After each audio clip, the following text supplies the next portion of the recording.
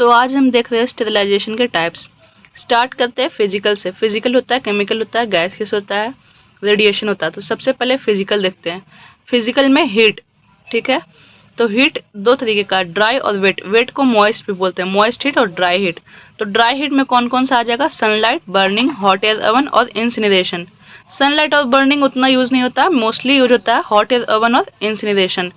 Hot air oven में क्या करते हैं? हॉट एयर ओवन में क्या क्या हम स्टेरिलाइज कर सकते हैं? ग्लासवेयर, कॉटन के swabs, liquid paraffin, greasy material, dusting powder. क्या नहीं करना चाहिए? रबर ट्यूबिंग्स इसमें बिल्कुल भी स्टेरिलाइज नहीं कर सकते हैं।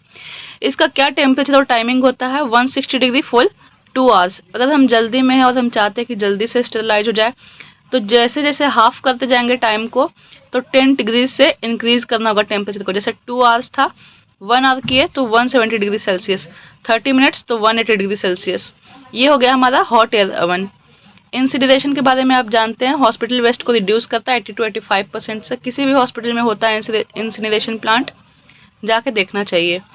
इसमें 2 चैम्बर्स होते हैं, एक होता है 700 to 800 डिग्री सेल्सियस का और एक होता है 1000 to 1100 डिग्री सेल्सियस का। ये हो गया इंसिनरेशन और हॉट एयर ओवन। अब देखते हैं, ये था हमारा ड्राई हीट का। अब देखते हैं वेट, मॉइस्ट हीट का। मॉइस्ट हीट जो है ना, वो 3 तरीके का होता है। एक होता है लेस देन 100 डिग्री सेल्सियस, एक होता है एट 100 डिग्री सेल्सियस पे, और एक होता है मोर देन 100 डिग्री सेल्सियस पे। तो सबसे पहले लेस देन 100 डिग्री सेल्सियस पे देखते हैं। पास्चराइजेशन है, ये सबको जानते हैं। इसमें 2 मेथड है, एक होल्डर मेथड है और एक फ्लैश मेथड है। होल्डर मेथड में क्या होता है कि हम मिल्क को 63 डिग्री सेल्सियस पे 30 मिनट्स के लिए इसको गर्म करेंगे, ठीक है। जैसा कि है ये लेस देन 100 डिग्री सेल्सियस, तो 63। कैसे याद रखेंगे? 6330, तो ऐसे याद रखना है। होल्डर मेथड मतलब होल्ड करके रखना है।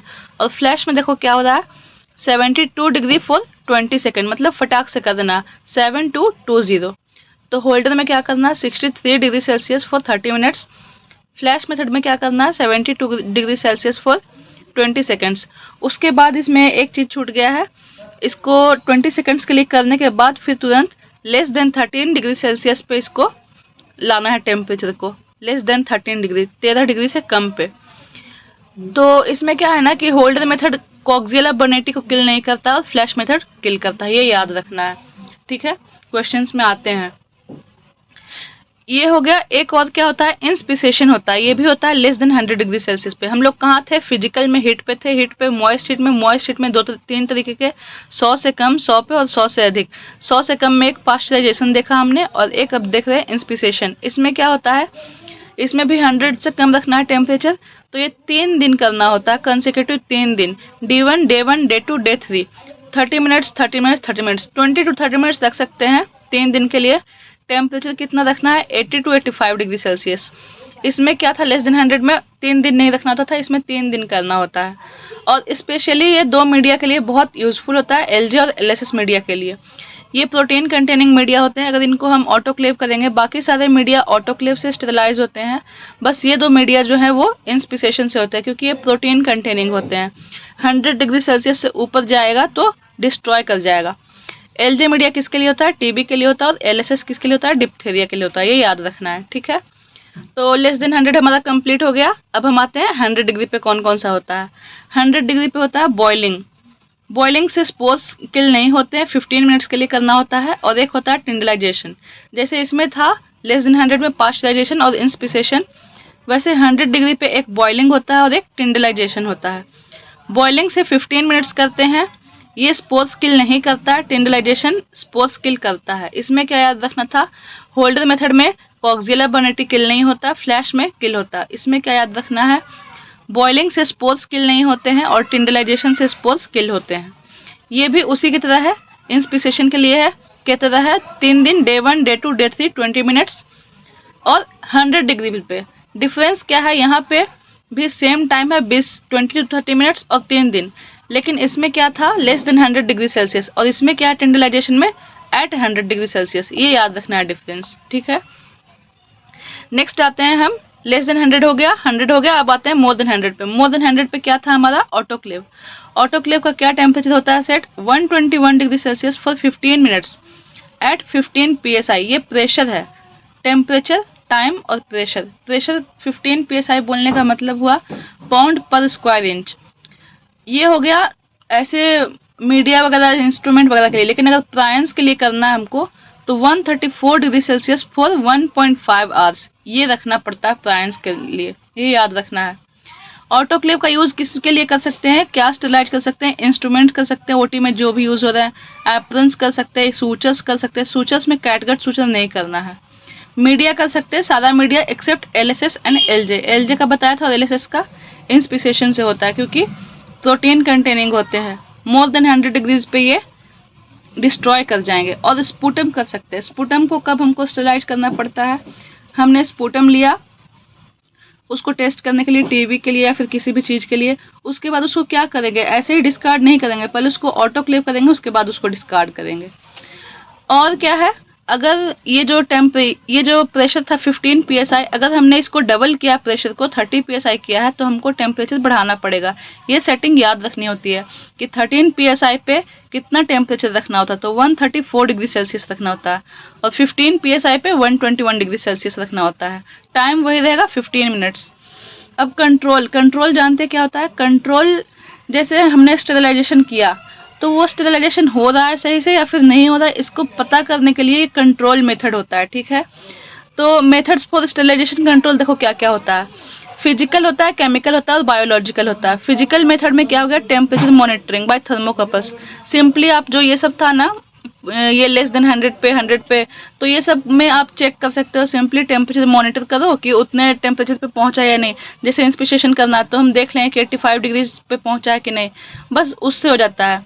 केमिकल में क्या होता है? ब्राउन्स ट्यूब में क्या होता है ना कि एक छोटी छोटी ट्यूब्स होती हैं, ऐसी छोटी छोटी ट्यूब्स होती हैं और इसमें रेड कलर का फ्लूइड होता है भरा हुआ। तो जब इसको भी हम उस स्टेरिलाइजेशन जहाँ पे भी हो रहा है वहाँ पे इसको भी डाल देंगे और अगर ये रेड से ग्रीन हो गया है ये ट्यूब स्टेरिलाइजेशन के बाद, तो हम समझेंगे हमारा स्टेरिलाइजेशन कंप्लीट हो गया। ग्रीन स्पॉट इम्पॉर्टेंट होता है। ठीक है, तो ये हो गया Brown's tube, chemical method, chemical control for sterilisation. और बायोलॉजिकल में क्या होता है? स्पोर्स होते हैं। स्पोर्स के कैसे होते हैं? Spore strips. जैसे आपने सेलो टेप देखा होगा सिंपल सा, तो उस टेप में ना ऐसे ऐसे स्ट्रिप्स होते हैं, ऐसे ऐसे स्ट्रिप्स होते हैं और इस स्ट्रिप्स में ऐसा ऐसा यहाँ पे स्पोर्स होता है। तो वो कलर के होते हैं, मान के चलो ब्राउन कलर के हुए या फिर किसी भी कलर के हुए, तो वो कलर चेंज करते हैं स्टेरिलाइजेशन के बाद। अगर कलर चेंज नहीं हुआ तो हम समझेंगे हमारा स्टेरिलाइजेशन इनकम्प्लीट है, और अगर कलर चेंज हो गया है तो समझेंगे स्टेरिलाइजेशन कंप्लीट हो गया है। तो ये था हमारा स्पोर स्ट्रिप्स। और स्पोर एम्पुल्स कैसे होते हैं? स्पोर एम्पुल्स भी ऐसे छोटे से ट्यूब होते हैं, ब्राउन ट्यूब के जैसे ही, और इसमें पर्पल कलर का फ्लूइड होता है, पर्पल कलर का। इसमें थोड़ा डिफरेंट होता है। इन दोनों में क्या था कि कलर चेंज होगा तो हम समझेंगे कि हमारा स्टेरिलाइजेशन हो गया है। लेकिन एम्पुल्स में क्या होता है कि ये जो पर्पल कलर है ना, ये येलो में चेंज होना चाहिए, नहीं सॉरी वही डिफरेंस है। इसमें क्या था कि चेंज होना चाहिए था कलर, रेड से ग्रीन, इसमें भी चेंज होना चाहिए था। इसमें अगर पर्पल से येलो हो गया तो समझो आपका स्टेरिलाइजेशन कंप्लीट नहीं हुआ है, और अगर सेम कलर रह गया, पर्पल का पर्पल रह गया, तो समझो आपका स्टेरिलाइजेशन हो गया। ऐसा क्यों होता है? स्पोर जो होते हैं ना, स्पोर्स के कोर में डीपीए होता है, डीपी कॉलोनिक एसिड होता है। ठीक है, तो अगर हमारा स्टेरिलाइजेशन कंप्लीट नहीं हुआ तो ये वेजिटेटिव सेल बन जाएगा। वेजिटेटिव सेल बन जाएगा तो ये डीपीए जो है वो बाहर आएगा, और इसी डीपीए की वजह से ये पर्पल से येलो हो जाता है। तो इसीलिए स्पोर एम्पल्स में कैसे हम चेक करेंगे? देखेंगे कलर चेंज नहीं होना चाहिए, पर्पल का पर्पल होना चाहिए, तो समझेंगे कि स्टेरिलाइजेशन हो गया है। ठीक है, तो कहाँ थे हम? ये ऑटोक्लेव का कंट्रोल। ऑटोक्लेव का कंट्रोल कौन सा होता है? बैसिलस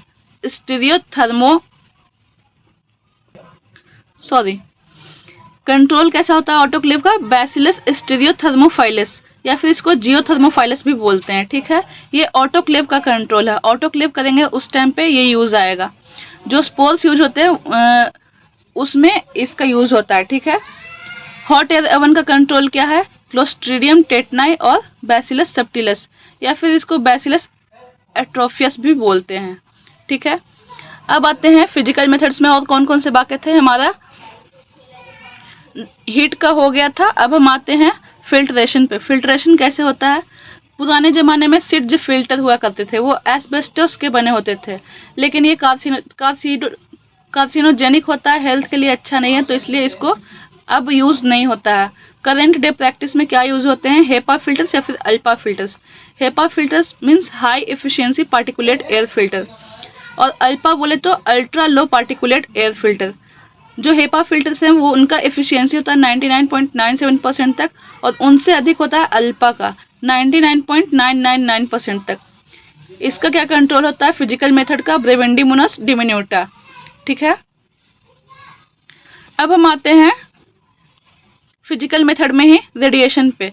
हीट हो गया हमारा, फिल्टर हो गया, हीट में ड्राई हीट और मॉइस्ट हीट दोनों हो गया, ये फिल्ट्रेशन हो गया। अब आते हैं रेडिएशन पे। रेडिएशन दो तरीके के होते हैं, एक आयोनाइजिंग और एक नॉन आयोनाइजिंग। आयोनाइजिंग में क्या होता है ना कि टेम्परेचर सेम रहता है, और नॉन आयोनाइजिंग में टेम्परेचर इंक्रीज करता है। इसीलिए आयोनाइजिंग रेडिएशन को हम कोल्ड स्टेरिलाइजेशन भी बोलते हैं, क्योंकि इसमें टेम्परेचर इंक्रीज नहीं हो रहा है। और जिसमें टेम्परेचर इंक्रीज होता है नॉन आयोनाइजिंग में, उसको बोलते हैं हॉट स्टेरिलाइजेशन। आयोनाइजिंग के एग्जाम्पल कौन कौन से हो गए, एक्स रेज और गामा रेज। और नॉन आयोनाइजिंग के हो गए यूवी और इंफ्रारेड। इसको ऐसे भी याद रख सकते हैं कि एक्स कैसा बन रहा है ऐसा बन रहा है, गामा भी ऐसा बन रहा है, मतलब इसमें नहीं क्रॉस है, नहीं टेम्परेचर इंक्रीज होगा, ऐसा आप ट्रिक लगा के याद रख सकते हो। आयोनाइजिंग का यूज़ कहाँ पे करते हैं, कैटगट सूचर का। वहाँ पे था ना ऑटोक्लेव में सारे सूचर करते थे, लेकिन कैटगट नहीं करते थे। आयोनाइजिंग से हम कैटगट सूचर को स्टेरिलाइज कर सकते हैं, प्री पैक्ड सिरिंजेज को कर सकते हैं, ड्रेसिंग्स को कर सकते हैं, all types of grafts, bone graft हो, स्किन ग्राफ्ट हो, सारा कर सकते हैं। एंटीबायोटिक्स को भी कर सकते हैं। और नॉन आयोनाइजिंग में ओटी फ्यूमिगेशन करते हैं और बायोसेफ्टी कैबिनेट करते हैं।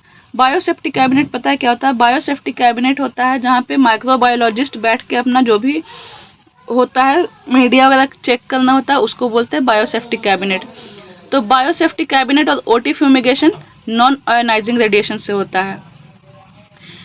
रेडिएशन का कंट्रोल क्या है, बैसिलस प्यूमिलस। इसको कैसे याद रख सकते हैं, पी में ऐसा एक जोड़ेंगे तो आर हो जाएगा, तो आप ऐसे याद कर सकते हैं प्यूमिलस रेडिएशन। ओके, अब हम देखते हैं गैस स्टेरिलाइजेशन। गैस स्टेरिलाइजेशन में क्या होता है, कौन सा गैस यूज होता है, ETO, इथाइलिन ऑक्साइड।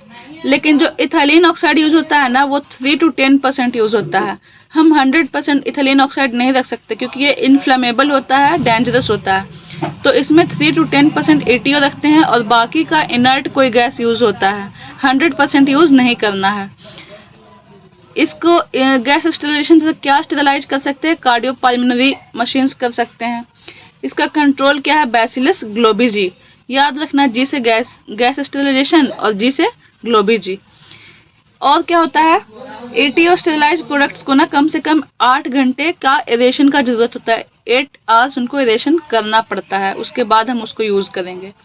ठीक है, अब आते हैं केमिकल मेथड पे। केमिकल मेथड में क्या क्या होता है हमारा, सबसे पहले फिनॉल का देखते हैं। फिनॉल में कौन कौन से आ गए, क्रेसोल आ गया, सेवलॉन आ गया, डिटॉल आ गया, लाइजोल आ गया। सेवलॉन हो गया क्लोरहेक्सिडिन, डिटॉल हो गया क्लोरोजाइलिनॉल। फिनॉल से क्या करते हैं, स्टेरिलाइज शार्प इंस्ट्रूमेंट्स करते हैं। और हैलोजेंस में कौन कौन से आ गए, आयोडीन हो गए, बीटाडीन हो गए। आयोडीन का कौन सा हो गया, टिंचर आयोडीन हो गया 2%। और हैलोजेंस में क्लोरीन भी आता है, क्लोरीन गैस से भी होता है स्टेरिलाइजेशन। हाइपोक्लोराइड सबसे इंपॉर्टेंट ये है 1%, जो आता है हमेशा क्वेश्चन कि ब्लड स्पिल में कौन सा केमिकल यूज करेंगे, तो वो होता है सोडियम हाइपोक्लोराइड 1%, ये सबसे इंपॉर्टेंट है, हाइपोक्लोरस एसिड। केमिकल में यहाँ पे एक छूट गया है, साइडेक्स। साइडेक्स होता है, क्या होता है, ग्लूटरल्डिहाइड 2% होता है। जितने भी स्कोप हैं, ब्रोंकोस्कोप हो गए, कोई भी स्कोप हो गए, सारे के सारे स्कोप हमारा साइडेक्स से ग्लूटरल्डिहाइड 2% से स्टेरिलाइज होता है। तो ये भी केमिकल का एक मेथड होता है जो कि यहाँ पे छूट गया था। ठीक है, साइडेक्स भी हो गया। अब हम आते हैं, हमारा स्टेरिलाइजेशन पूरा हो गया, अब आते हैं डिसइंफेक्टेंट पे। डिसइंफेक्टेंट को टेस्ट किया जाता है कि उसका एफिशिएंसी कितना है, उसका कैपेसिटी क्या है, उसका एक्टिविटी कितना रिटेन होगा। तो वो बहुत डिफरेंट टाइप के टेस्ट होते हैं, तो हम देखते हैं एक एक करके। सबसे पहला क्या है, फिनॉल कोएफिशिएंट टेस्ट, इसको रेडियल वॉकर टेस्ट भी बोलते हैं। इसका वैल्यू अगर 1 से ज़्यादा है तो वो सेटिस्फैक्ट्री होता है। इसमें होता क्या है, जैसे कोई एक कंपाउंड है, कोई एक सोल्यूशन है, एक हम नहीं जानते कि वो कौन सा सोल्यूशन है, तो उसको फिनॉल के रिस्पेक्ट में हम कंपेयर करेंगे। और उससे हमको पता चलेगा कि ये कितना सेटिस्फैक्ट्री। अगर मोर देन 1 उसका वैल्यू आया तो ठीक है, नहीं तो वो ठीक नहीं है। ड्रॉबैक क्या है, सिर्फ इससे फिनोलिक कंपाउंड को ही असेसमेंट कर सकते हैं। डिसइंफेक्टेंट जो है उसको हम असेस नहीं कर सकते ऑर्गेनिक मैटर में, जैसे ईस्ट वगैरह में। ये इसका ड्रॉबैक हो गया। तो इसीलिए एक टेस्ट और होता है चिक मार्टिन टेस्ट, जिसको हम मॉडिफाइड रीडियल वॉकर टेस्ट भी बोलते हैं। ये टेस्ट जो है वो ऑर्गेनिक मैटर के प्रेजेंस में भी हो सकता है। ठीक है। थर्ड कौन सा टेस्ट है हमारा, कैपेसिटी टेस्ट है।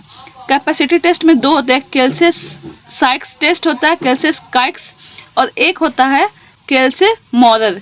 तो स्काइक्स का जैसा आ रहा है प्रोनाउंसिएशन कैपेसिटी, तो ये याद रखना स्काइक्स में कैपेसिटी और मॉरर में यू आ रहा है यूज।